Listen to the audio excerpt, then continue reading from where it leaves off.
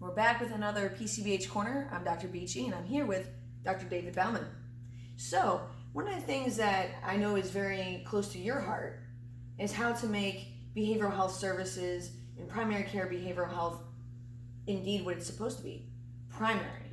And so I'm very interested to hear about what ideas you had to kind of make it where something comes up for somebody and they're able to get that easy access and get started on things right away. So can you talk more about that? How to make it primary? I think it's a really good question. I've been thinking a lot about like patient engagement and just compassionate care, and I think this is what has led to this conversation about making mental health and behavioral health primary.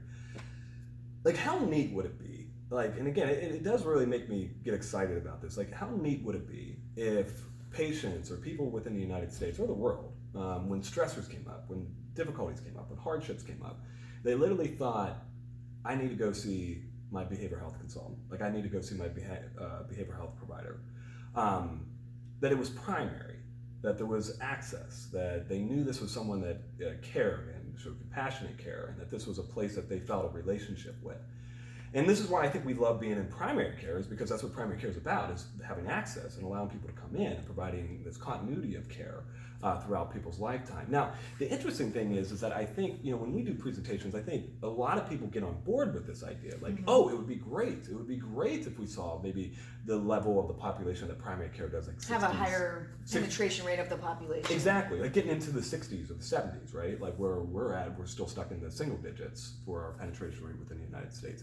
But I think to do that, though, my mind says this sounds bad to say, I think we need to stop treating mental health as something that's weird in a way. When we talk with patients, and you've said this routinely about how we introduce ourselves to patients, that we don't have necessarily these long informed consent process. We have people have to fill out like arduous ones. Yes, arduous ones.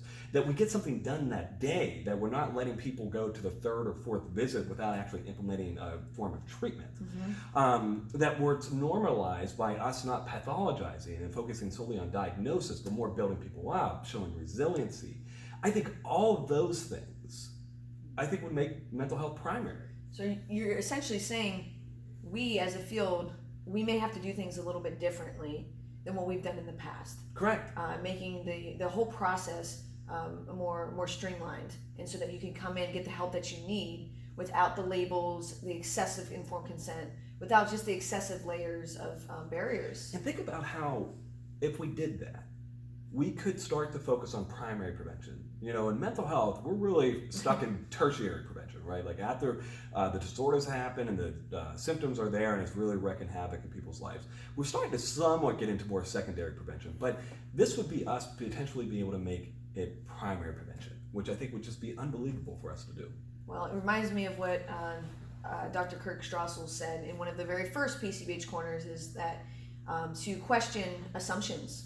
Yes. And to not get necessarily into a rigid way of thinking, and to think outside the box. So I think maybe we as a field can think outside the box to be able to improve. PCBH is no longer a nicety, it's a necessity. And I think that's one of the things that we could do, which would, again, make it primary. All right, you heard it, folks.